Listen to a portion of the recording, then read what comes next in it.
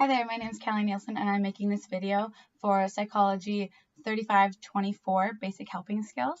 And kind of jumping into it, we are going over the first 4 chapters of our reading.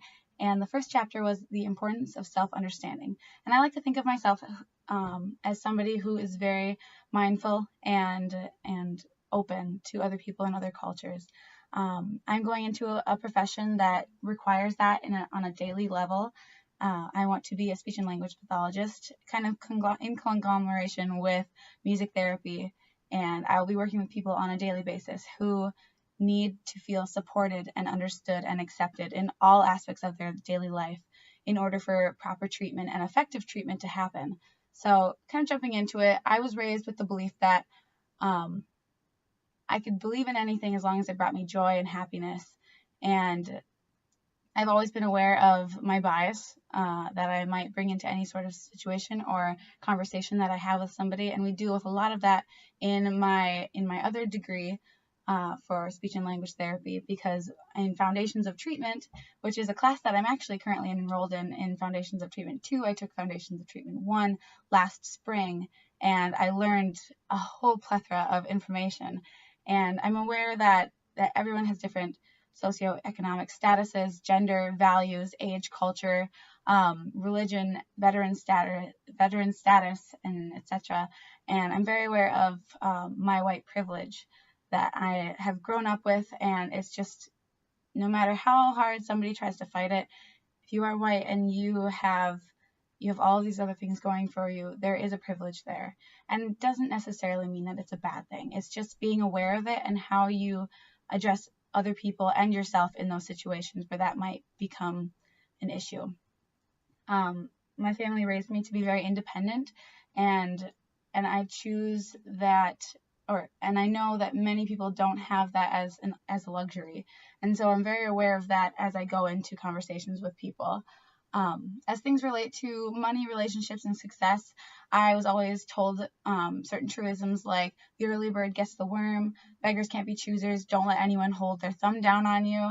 And it is my job as an autonomous professional to realize that many people don't have these values engraved into their head like I do. And like I've been so lucky to have that placed upon me as I've been growing up.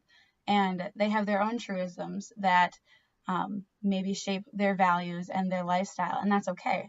My job is to stay unbiased and accepting in order to deliver the best possible treatment to my clients. I'm a big believer in the importance of accepting yourself before being able to fully accept and help others. And this goes for accepting people who are in all different stages of their life. And that's the reason why I'm going into my profession, because I feel like everyone is equal and everyone deserves to feel heard, and there is no superior person to one another, no matter what sort of events you've gone through. Chapter 2 kind of took us into ways people perceived reality, and something that stood out to me was constructivism. I know that my personal construct is that I am a happy and powerful person. I tell myself this on a daily basis because I'm a big believer in the power of manifestation. Another one would be that college or life can be hard, and I feel like a lot of people resonate with that on a very deep level. I believe that there are multiple paths that change after every single decision that you make, and if you stay true to yourself, you are currently the purest form of yourself possible and closest to your personal journey. And if you stray away from that, what matters to you, it's possible to fall away from your path. And with that said, I think everything always has a meaning and a lesson to be learned.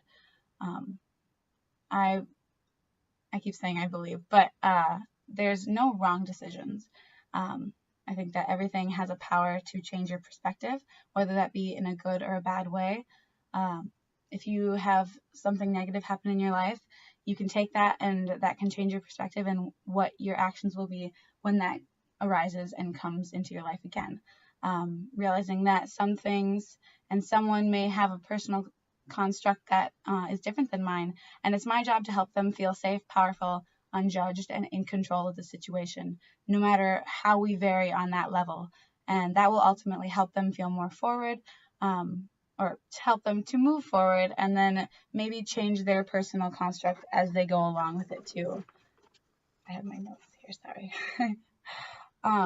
As for ethics and values and other things that were said in chapter 3, there are a lot of those that relate to my personal profession, which is the American Speech and Language and Hearing Association, ASHA, otherwise known as. And it's basically the responsibility to professionally serve and to help in research with participants, both human and animal, the responsibility for one's professional competence, responsibility to the public, and responsibility for public and professional relationships.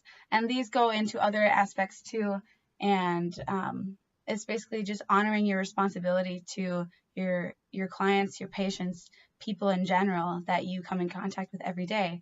And ethical standards and codes must be abided by professionals in order to maintain that utmost level of quality care and thoughtfulness that we are supposed to be providing.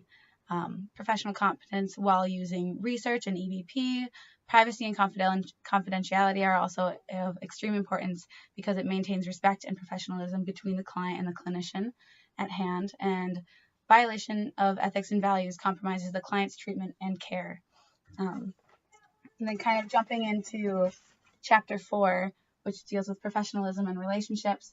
I think I have grown in this aspect because I have volunteered at Essentia Health under different speech and language therapists, and I've worked directly with clients and even utilized what I've learned in my past classes to help them in their treatment.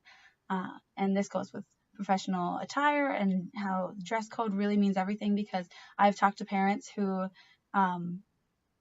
their level of trust for the clinician that is helping their child, sometimes you have first instincts and you can't help but judge somebody based off of how they look. So it's making sure that we look professional from the get-go, because then it's taking away from how we look into how we address the situation and address treatment.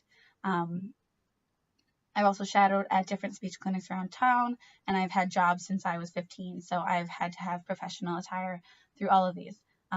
Conducting myself in a professional manner was also kind of hard growing up because I am a person who is spontaneous and I have an ADHD brain that can get overly excited and keep going and going and going, which is why my video is pretty much sitting at 7 minutes and 30 seconds right now, because I have a lot to explain. So I've always told myself to stop, breathe, think, and speak. This case is a little bit different because I'm expanding on 4 chapters of reading and material. I try to be organized and timely and be respectful of other people and prepared. And I am a big believer that honesty is the best policy, and integrity drives personal growth, essentially. A client is definitely more willing to trust you in their therapy and in your work if you hold yourself to be your truest form of self professionally. And you must be sensitive to others as you respond.